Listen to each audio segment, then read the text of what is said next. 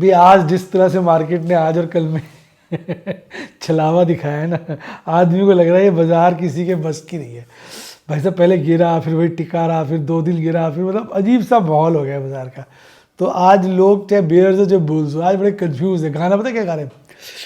Market का सफर है ये कैसा सफर, कोई समझा नहीं, कोई जाना नहीं, देते हैं तुक्के सभी, कभी ठीक कभी गलत, हो जाते हैं तुक्के इस बाजार में जी। ये सबके तुक्के ही है।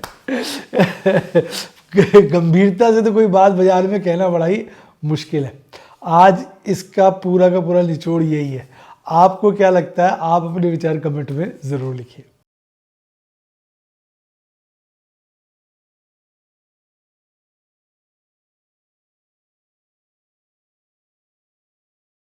शेयर बाजार में एश्योर्ड या गारंटीड प्रॉफिट की उम्मीद नहीं रखनी चाहिए, या कभी भी किसी भी वक्त कोई भी अनएक्सपेक्टेड इवेंट की वजह से बहुत बड़ा घाटा हो सकता है, जिसके चलते आदमी की सारी पूंजी तबाह हो सकती है और वो फेल भी हो सकता है। शेयर बाजार बहुत ही खतरनाक जगह है। यहाँ एक भूल ही फाइनेंशियल तबाही के लिए काफी है।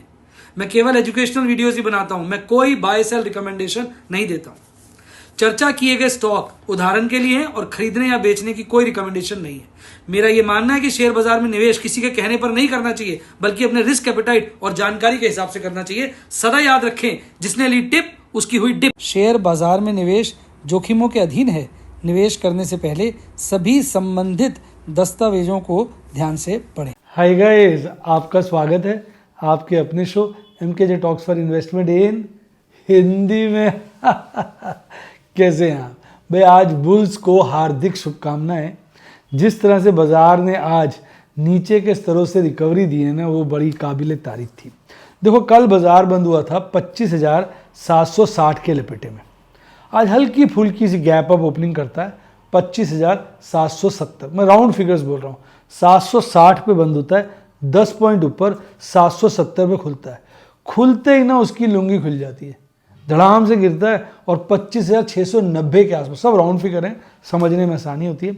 25,690 के आसपास बॉटम बनाता है, यानी कल से लगभग 70 पॉइंट नीचे। लोगों को लगता है गया जी गया जी गया जी, बस वो था बॉटम। उसके बाद चढ़ता है, फिर गिरता है, फिर चढ़ता है, फिर हल्का गिरता है, फिर हल्का चढ़ता है, फिर और ज़्यादा चढ़ जाता है गिर के, फिर गिरता है, फिर ऊपर चढ़ता है और डेज के हाई के आसपास आज बाजार क्लोज होता है। देखो, आज बाजार का हाई था 25,922, उससे जस्ट थोड़ा सा नीचे 24 पॉइंट 25,998 राउंड में कह दें तो 25,898, 25,900 पे, यानी लगभग 25 पॉइंट नीचे बाजार बंद होता है अपने पीक से।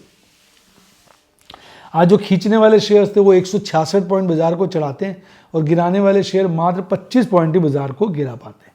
अच्छी 37 शेयर बढ़े हुए थे, 12 घटे हुए थे, बहुत अच्छा परफॉर्मेंस था आज का। अगर हम बाहरी योगदान देखें तो आज जो 2 शेयर हैं छोटे 300 के लपेटे में, आज उनका बड़ा ज़बरदस्त परफॉर्मेंस था। एक था आपका इटर्नल और एक था जियो फाइनेंस। इटर्नल और जियो फाइनेंस ने ऊपरी स्तर से अच्छी करेक्शन दी है, अच्छी करेक्शन।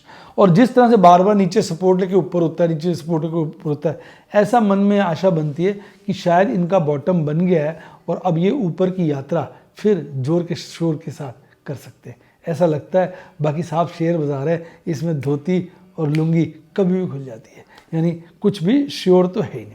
गिरने वालों में एशियन पेंट जो बहुत फड़फड़ा रहा था गिरा, और आज एक अपवाद था, वो था भारतीय एयरटेल। भारतीय एयरटेल ने काफ़ी जो पीक बनाया था उससे अब बार बार नीचे जा रहा है। ऐसे लग रहा है वो अपनी ऊपर की पीक को छोड़ के वापस करेक्शन देगा। तो ये तो मैंने कुछ आपको खास का शेयर्स बताए। और आज वोडाफोन आइडिया का नाम नहीं ले तो क्या फ़ायदा, 52 वीक हाई पे 11.25 के आसपास पहुंच गया। और वोडाफोन आइडिया में 11 रुपये पे IPO आया था, 11.25 पे क्लोजिंग दी है। तो वोडाफोन IPO में अब जितने भी लोगों ने IPO में अप्लाई किया था वो सब प्रॉफिट में आ गए। तो एक बड़ी सप्लाई इन लेवल्स पर आ सकती है कि जो लोग फंसे हुए थे, डरे हुए थे, कहाँ अटक गए, कहाँ फंस गए, वो सब अब एक बारी को निकलने की कोशिश करेंगे। मेरे ख्याल 11 रुपये के आसपास का ये IPO था, मेरे को मिस्टेक ना हो, देख लेता हूँ। नहीं, Vodafone IPO price, Vodafone IPO price, चलो आ जाएगा थोड़ी देर में। और एक अच्छी परफॉर्मेंस जो दिखाई मदरसन ने भी दिखाई, और आइशर मोटर, ये सारे अपने 52 वीक हाई पे थे। कमिंस भी 52 वीक हाई पे था। तो बहुत आज 4 शेयर ऐसे थे जो भागे, बाकी 52 वीक लो पे भी काफ़ी शेयर थे। Vodafone idea IPO price, Vodafone idea IPO price,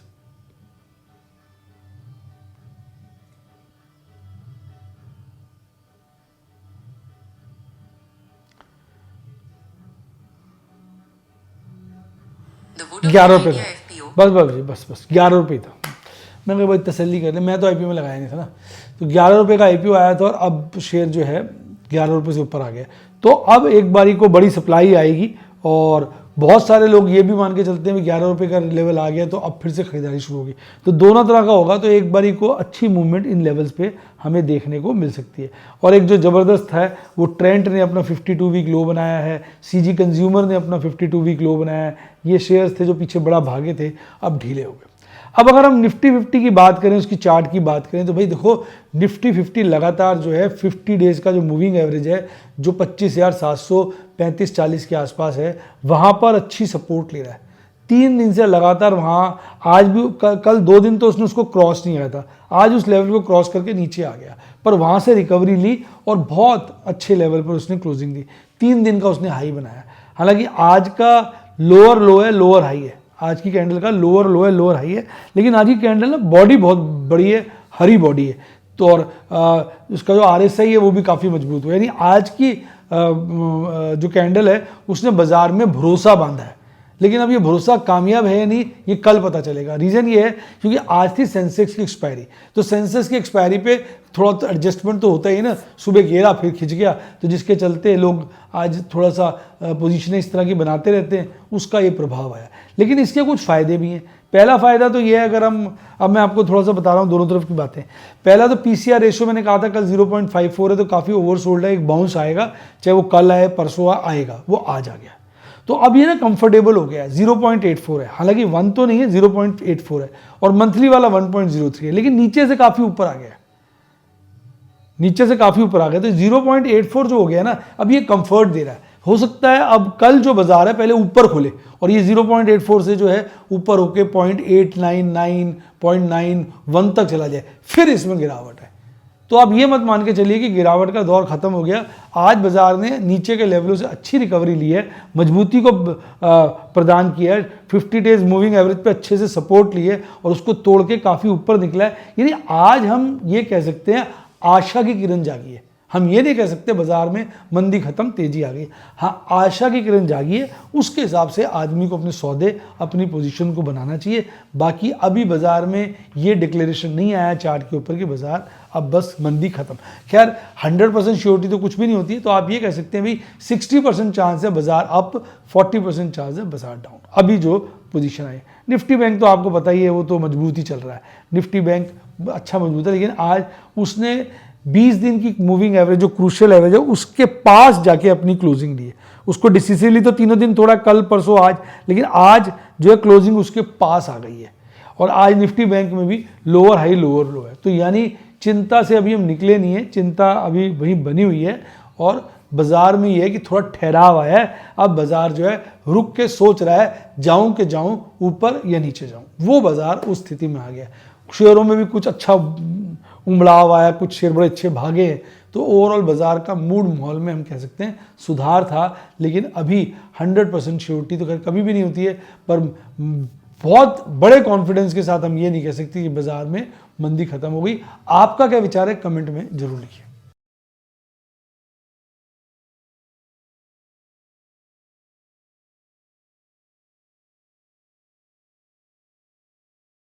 आइए डेटा की ओर चलते हैं। भाई डेटा में फियर तो बना हुआ है, फियर का रुझान अभी भी है डेटा में।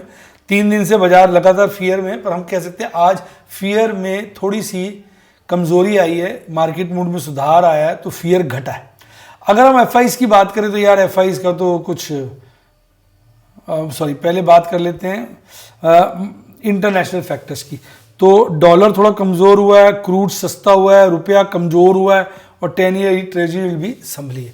ओवरऑल इंटरनेशनल इंडिकेटर्स में कोई बहुत भारी परिवर्तन नहीं है, एक उस लेवल पे ही ठीक ठाक से चल रहे हैं। लेकिन जो चिंता का विषय है रुपये की कमजोरी, अगर रुपया कमज़ोर होता रहेगा तो ये कोई अच्छी बात नहीं। आज एफआईज ने हल्का सा पलटा बदला है, उन्होंने कैश सेगमेंट में बिकवाली की है पर इंडेक्स फ्यूचर हल्के से खरीदे, स्टॉक फ्यूचर भारी मात्रा में खरीदे, जिसके चलते कुल उनकी नेट खरीदारी है ये 1026 करोड़ की। और डीआईएस ने तो लगातार खरीदे ने 3800 करोड़ का माल आज भी खरीदा है और कुल मिला के 1775 करोड़ की बाजार में खरीदारी थी। पर आज एफआईज का एक बड़ा परिवर्तन ये है कि वो स्टॉक ऑप्शंस आज बेचकर गए हैं, भारी मात्रा में ऑप्शंस में सेलिंग करके गए हैं स्टॉक्स या इंडेक्स की मिला के। और एफआईज की जो परसेंटेज लॉन्ग है उसमें इंप्रूवमेंट है, 11.45 होगी और स्टॉक लॉन्ग में भी अच्छी इंप्रूवमेंट है, 12 के लपेटे में आ गई है। आज बाजार में सुधार था। अच्छी बात क्या है बुल्स के पॉइंट ऑफ व्यू से कि सारे इंडेक्स बढ़े हुए थे और मिड कैप में सबसे ज़्यादा तेजी देखने को मिली। इसके साथ साथ इंडिया विक्स में भारी गिरावट थी, लगभग 5% की, 10.4 आ गया। तो वोलेटिलिटी कम है बाजार में, ये मजबूती को प्रदान करता है, लेकिन इंडिया विक्स ने काफ़ी कम है। ऐसा लगता है कुछ होना चाहिए, कुछ एक्सीडेंट कुछ जिससे इंडिया विक्स बढ़े, बहुत समय से लो चल रहा है।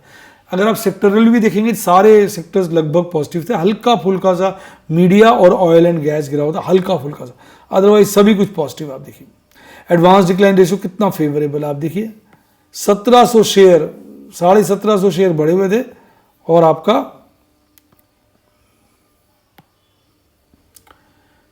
1081 शेयर गिरे हुए थे। तो एडवांस डिक्लाइन रेशियो एडवांस के फेवर में था। टॉप गेनर्स थे Dixon technology, Vodafone, BSC, KFin और केन्स टेक्नोलॉजी।